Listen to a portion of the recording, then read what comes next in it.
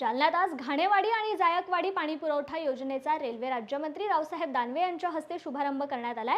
शहर सुधारले, आता माणसांनी सुद्धा विचार करायला पाहिजे की आपले शहर आता कसं सुधारेल, असं वक्तव्य रावसाहेब दानवे यांनी यावेळी केलंय। पुढच्या 10 वर्षात जालना आणि छत्रपती संभाजीनगर एक होईल असा विश्वास दानवे यांनी यावेळी बोलताना व्यक्त केलाय। जालना संभाजीनगरला जोडायला मेट्रोची गरज पडेल, ते काम पण आपण करू असं देखील दानवे म्हणाले। शिवाय दानवे यांना जालना लोकसभेची उमेदवारी जाहीर झाल्यानंतर भाजपा पदाधिकाऱ्यांनी क्रेनच्या सहाय्याने 200 किलोंचा हार घालून त्यांचं अभिनंदन देखील केलंय।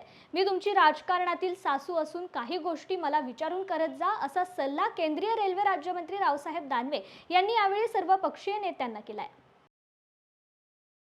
पाणी भेटत नाही, अनेक दिवस प्रयत्न झाले। या ठिकाणी येऊन देवेंद्रजी फडणवीस साहेबांच्या नेतृत्वात आम्ही मोर्चा काढला, तेव्हा सरकार आमचं नव्हतं।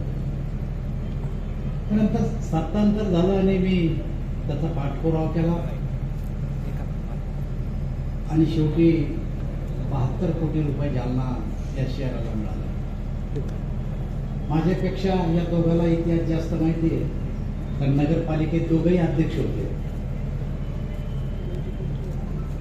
आता अध्यक्ष ते कुठूनही पैसा आला, केंद्राचा येऊ द्या का राज्याचा येऊ द्या, तो नगरपालिकेत पैसा येतो। आणणारा जरी मी असलो तरी पैसा त्यांच्याजवळ येतो। म्हणून मी या दोघांनाही सल्ला दिला मागच्या काळात आणि आताही पुन्हा सल्ला देतो तुम्हाला की खेड्यामध्ये भास्करराव, एखाद्या नवीन मुलीचं जर लग्न झालं तर ती पहिल्यांदा सासरला जाते, नवीन सोयरीकडे ती आत्याची घरी जात नाही, नवीन असते। आणि तिची मोठी पंचायत होते की या घरात तुम्ही पहिल्याच दिवशी आले, या घरातला स्वभाव माहित नाही, यांचं खानपान माहित नाही, कोणाला कमी साखरेची लागते, कोणाला जास्त साखरेची लागते, कोणाला तिखट लागतं, कोणाला फिक्कं लागतं, काही माहित नसतं। नवीन नवरीला गोंधळून जाते आणि मग ती नवरी कोणाला विचारावं म्हणून सासूला विचारायला जाते। सौदा काढती संध्याकाळी स्वयंपाकाचा आणि सासू पुढे नेऊन ठेवती की बरोबर काढ ना म्या। ती सासू 2 मिरच्या टाकते, 2 मिरे काढून घेते। काढल्या मिरच्या टाकली मिरे, फरक काय पडला?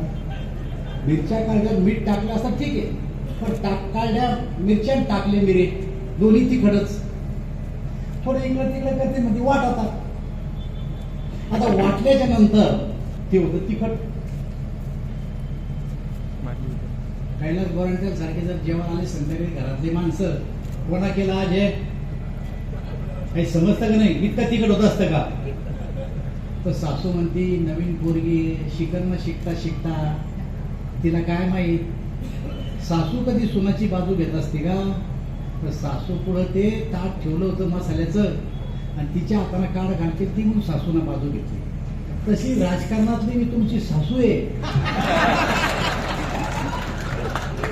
जरा विचारपूस करून करा काही गोष्टी।